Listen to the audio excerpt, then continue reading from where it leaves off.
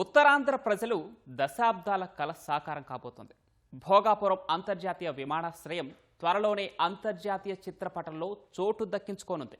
2026 June నాటికి ఈ airport అందుబాటులోకి రావాలనే లక్ష్యంతో నిర్మాణ పనులు శరవేగంగా సాగుతున్నాయి. అయితే ఇది కేవలం ఒక విమానాశ్రయం మాత్రమే కాదు, ఉత్తరాంధ్ర అభివృద్ధికి భాగ్యరేఖ. ఎందుకంటే ఎయిర్పోర్టు కేంద్రంగా aerospace, industrial, education, health care రంగాల్లో భారీ అభివృద్ధి జరగనుంది.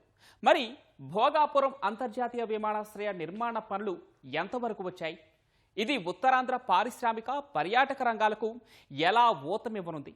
రాష్ట్రాభివృద్ధిలో దీని పాత్ర ఏంటి? ఈ వివరాలు ఈ కథనంలో తెలుసుకుందాం.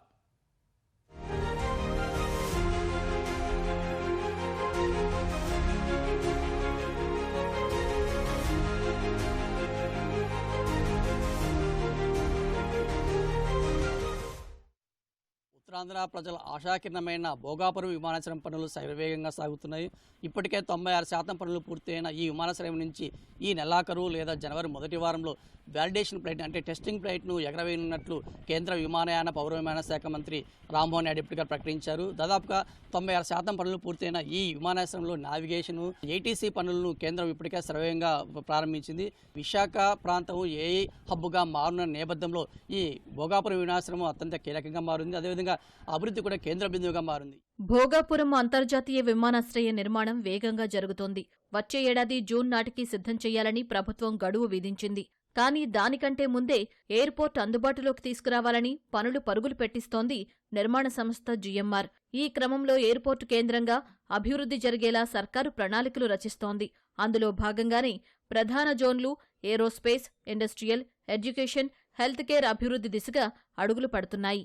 అనుబంధ విభాగాలు, ఏరోసిటీ, విడిభాగాల తయారీ పరిశ్రమ, ఆరోగ్య, అతిథి రంగాల అభివృద్ధి పనులు జోరందుకున్నాయి. దీంతో ఉత్తరాంధ్ర పర్యాటకంగా, పారిశ్రామికంగా ఎదగనుంది.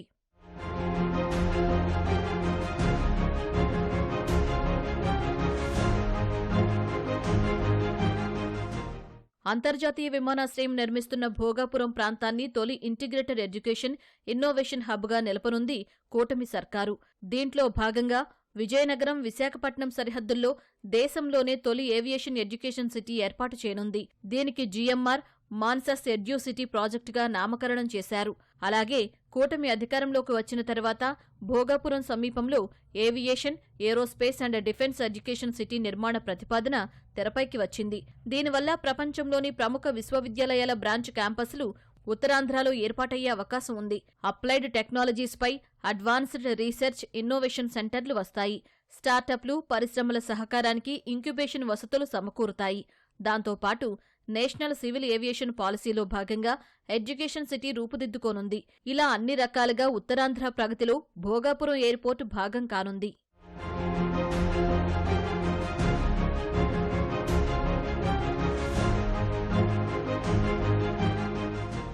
మరి భోగాపురం విమానాశ్రయం పనులు ఎలా సాగుతున్నాయని ఒకసారి చూస్తే ఏటీసీ, అదనపు భవనాలు, రన్వే వర్క్స్ అన్నీ శరవేగంగా సాగుతున్నాయి. విమానాశ్రయం యొక్క నిర్మాణ శైలి కావచ్చు, ఇప్పటి వరకు జరిగిన పనులు ఆ విషయానికి వస్తే దాదాపుగా కూటమి ప్రభుత్వము రాకముందు కేవలము 23% పూర్తి అయినట్టు ఈ పనులు కూటమి ప్రభుత్వం వచ్చాక పూర్తి స్థాయిలో ఊపందుకున్నాయని చెప్పవచ్చు. అనుబంధ భవనాలైనటువంటి మెయిన్ యాక్సెస్ రోడ్డు, టెర్మినల్ భవనము, ఎయిర్ ట్రాఫిక్ కంట్రోల్ పనులు ఇంకా పూర్తి కావాల్సింది. అయితే 7 సార్లు ప్రత్యేకంగా ఈ విమానాశ్రయ నిర్మాణ పనులను కేంద్ర విమానయాన శాఖ మంత్రి రామ్మోహన్ నాయుడు క్షేత్రస్థాయిలో పరిశీలించి తగిన అధికారులు కావచ్చు లేదా నిర్మాణ సంస్థ జీఎంఆర్ ప్రతినిధులు కావచ్చు తగిన సూచనలు, సలహాలు చేయడం జరిగింది. దాదాపుగా 5,000 కోట్ల రూపాయలతో నిర్మితమవుతున్న ఈ భోగాపురం అంతర్జాతీయ విమానాశ్రయంలో 2 రన్వేలతో పాటు 22 ఏరో బ్రిడ్జిలు, 81,000 చదరపు మీటర్ల ప్యాసింజర్ టెర్మినల్, కార్గో కాంప్లెక్స్లు, విమాన నిర్మాణ మరమ్మతులు, MRO unit, aviation academy, plant quarantine, animal quarantine వంటి పలు సదుపాయాలతో మొదటి దశ పనులను 2026 నాటికి పూర్తి చేయాలని లక్ష్యంగా నిర్ణయించుకున్నారు. మొదటి దశలో దాదాపుగా 60 లక్షల మంది ప్రయాణికులు ప్రయాణించే విధంగా ఈ సదుపాయాలు సమకూర్చి ఆ తర్వాత ట్రాఫిక్ పెరిగే కొద్దీ ఈ విమానాశ్రయాన్ని విస్తరించే అవకాశం అయితే కనిపిస్తుంది. దాదాపుగా ఏకంగా 4,000 కోట్ల మందికి కూడా ఈ సరిపోయే విధంగా ఈ ఎయిర్పోర్ట్ని ఇప్పటికే డిజైన్ చేయడం జరిగింది.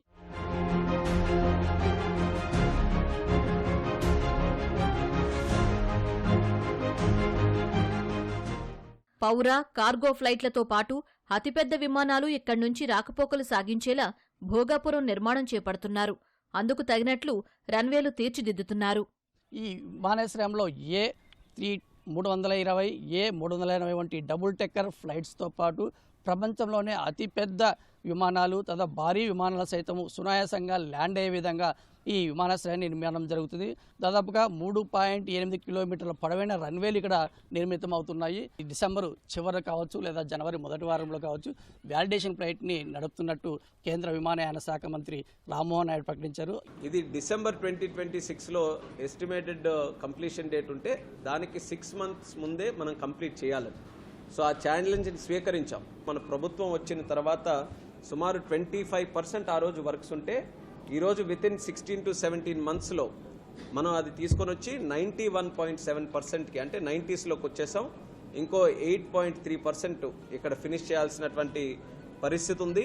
మనం జూన్ 2026కి ఇక్కడ నుంచి ఫ్లైట్స్ ఆ టైంలో ప్రారంభించాలనే ఒక ప్రోగ్రాం పెట్టుకున్నాం. అయితే డిసెంబర్ ఎండ్ కానీ జనవరిలో కానీ ఎర్లీ జనవరిలో కానీ టెస్ట్ ఫ్లైట్ ఒకటి వ్యాలిడేషన్ ఫ్లైట్ అని ఉంటుంది. ఆ ఫ్లైట్ కూడా ఇక్కడ ల్యాండ్ చేయడానికి ఫస్ట్ ఫ్లైట్, అది టెస్టింగ్ ఫ్లైట్ కింద అది ల్యాండ్ చేయడానికి అన్నీ కూడా ఆన్ ప్రోగ్రెస్ బ్రహ్మాండంగా ఉన్నాయి.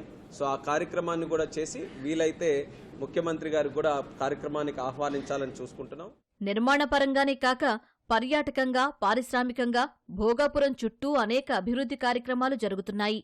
దీంతో ఉత్తరాంధ్ర రూపురేఖలు మారనున్నాయి.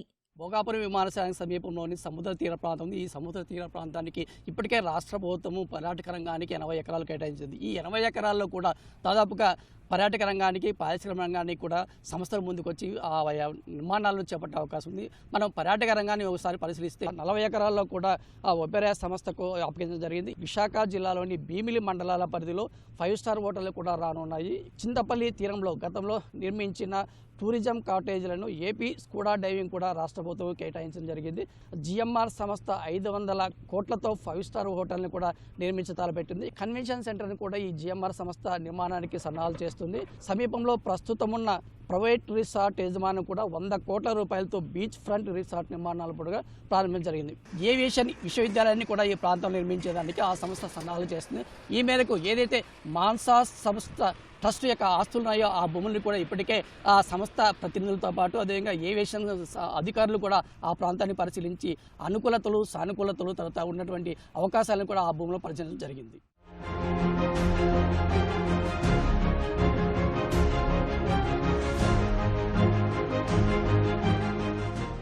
విశాఖ నగరం నుంచి భోగాపురం విమానాశ్రయానికి వేగంగా చేరుకోవడానికి ఇప్పటికే ప్రభుత్వం చర్యలు చేపట్టింది. రోడ్ల విస్తరణ, ట్రాఫిక్ రద్దీ విషయంపై ప్రత్యేక దృష్టి సారించింది. విశాఖ నుంచి శరవేగంగా ఈ విమానాశ్రయం చేరుకోవడానికి అయితే చర్యలు చేపట్టారు. ఇందుకోసం ఇప్పటికే ఆ విశాఖలోని 7 పాయింట్లను గుర్తించడం జరిగింది. ఆయా ప్రాంతాల్లో ట్రాఫిక్ రద్దీ తగ్గించడంతో పాటు రోడ్ల విస్తరణ చేయడం వంటి అంశాల ద్వారా మరింత వేగంగా భోగాపురంకు చేరుకునే కార్యాచరణ అయితే ఇప్పటికే రూపొందించారని చెప్పొచ్చు.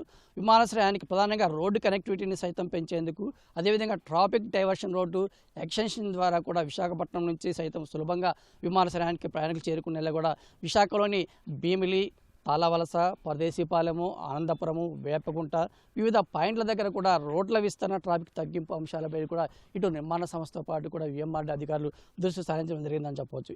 భువనేశ్వరం కావచ్చు నుంచి అదే విశాఖపట్నం వరకు కూడా 6 నెలల ఆ బీచ్ కారిడార్ నిర్మాణం కోసం కూడా శరవేగంగా అయితే ఏర్పాట్లు జరుపుతున్నాయి. ఈ మేరకు ఒక స్పష్టమైన డిపిఆర్తో ముందుకు వెళ్తున్నట్టు మనకు తెలుస్తుంది. ఇప్పటికే విశాఖ విమానాశ్రయం నుంచి దాదాపుగా 36 లక్షల కనెక్టివిటీతో విశాఖ ఎయిర్పోర్ట్ కొనసాగుతుండగా ఆ ప్రస్తుతం అయితే భోగాపురం ఎయిర్పోర్టు పూర్తి దశలో అయితే మొదటి దశ పూర్తి అయితే దాదాపుగా 60 లక్షల కనెక్టివిటీతో ముందుకు సాగుతుందని చెప్పేసి అయితే అధికారులు భావిస్తున్నారు.